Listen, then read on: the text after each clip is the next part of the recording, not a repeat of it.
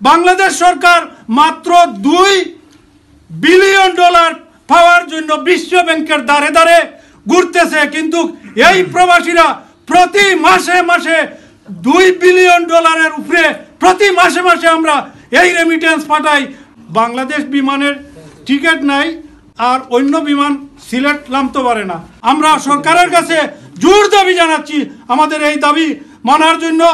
আজকে আমরা বৃহত্তর লন্ডন কমিটির পক্ষ থেকে বাংলাদেশের মাননীয় সরকার প্রধান এবং বৃহত্তর সিলেটের 19 জন এমপি এবং মাননীয় মন্ত্রী জনাব মান্নান সাহেব এবং মাননীয় পররাষ্ট্রমন্ত্রী আব্দুল মুমিন সাহেব এবং মাননীয় মন্ত্রী বিমানমন্ত্রী ইমরান আহমদ চৌধুরী সহ আমাদের সিলেটের যত গণ্যমান্য ব্যক্তিবর্গ আছেন এবং সরকারি পর্যায়ে সবার কাছে আমাদের লন্ডনবাসীর পক্ষ থেকে আমরা বিশেষ অনুরোধ জানাইলাম।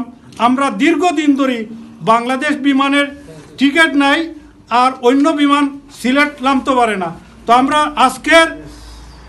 আজকের যুক্তরাজ্য প্রবাসীর সকল বাংলাদেশিদের একটি মাত্র দাবি, আমরা দাবি জানাচ্ছি যে সিলেট আন্তর্জাতিক বিমানবন্দর কাতার, সৌদি এয়ারলাইন্স এবং এমিরাত সহ ব্রিটিশ এয়ারওয়েজ সহ সকল আন্তর্জাতিক ফ্লাইট চালু করার জন্য সরকার প্রধানের প্রতি আমাদের সবিনয় অনুরোধ।